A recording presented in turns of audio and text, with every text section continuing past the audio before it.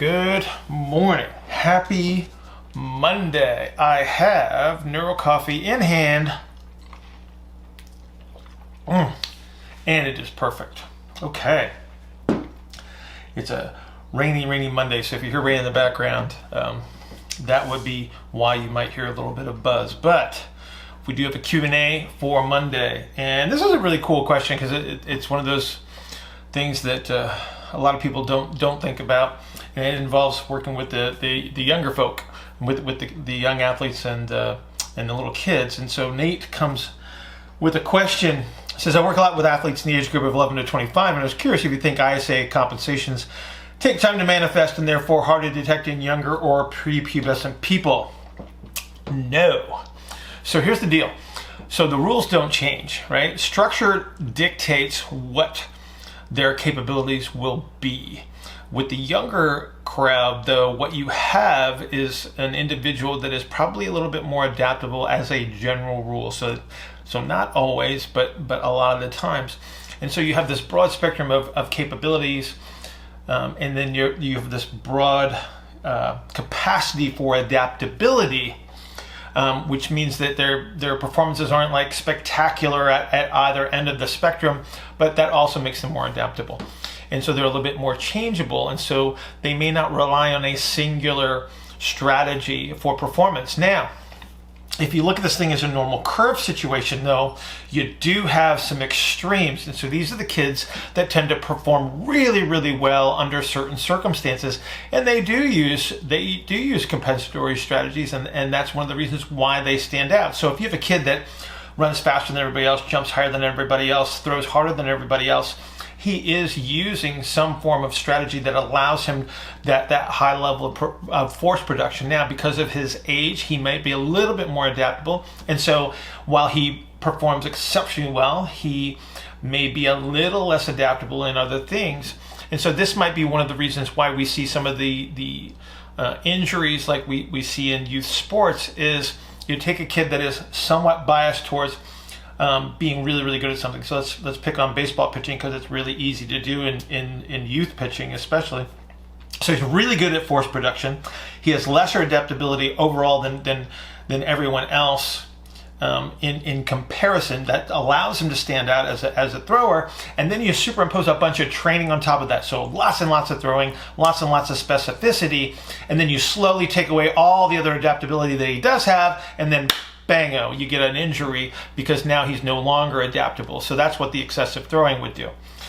So Nate, I don't think that you're dealing with a situation that is any different, but because of the changeability of these kids, because they're not fully grown yet in many of the cases, they're going to change over time. So the strategies that they will use will change over time.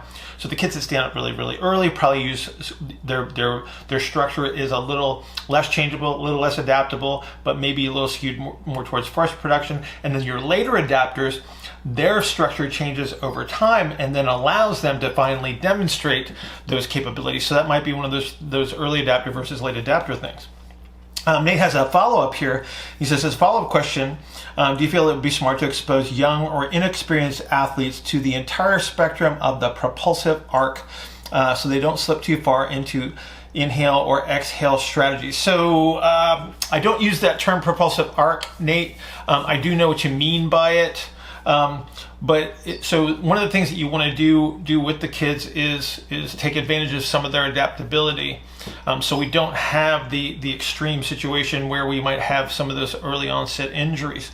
And so, yeah, of course you want to expose them to a broad spectrum of activities. If you're doing so, they're getting exposed to every element of propulsion stuff. They're throwing and running and kicking, et cetera. We definitely want to do that. But one of the things that we need to understand about this broad scope application of activities for use is we're trying to figure out what they're actually really good at.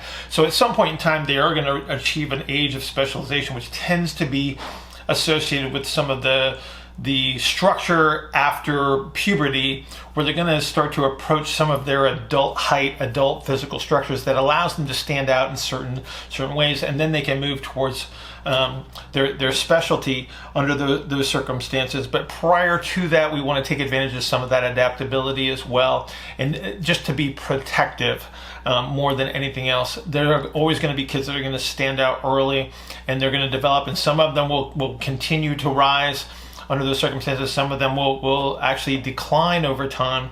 The goal is to keep the youngins healthy, if you will, and the way you'll do that is by this broad spectrum of exposure, even though they might stand out under certain circumstances.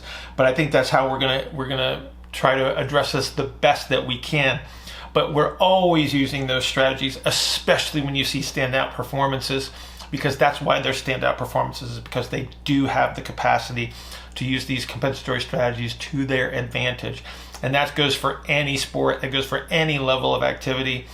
Anybody that stands out in anything means that they are able to superimpose something on top of what they are and take advantage of their physical structures. And so we're going to see that no matter what age, just that kids change over time. They tend to be a little bit more adaptable, like I said. And so that's why, again, we don't need to change the rules. The rules are the same. Just take into consideration what the kids are bringing to the table that some of the older kids or the adults don't have. So hopefully, Nate, that answers your question.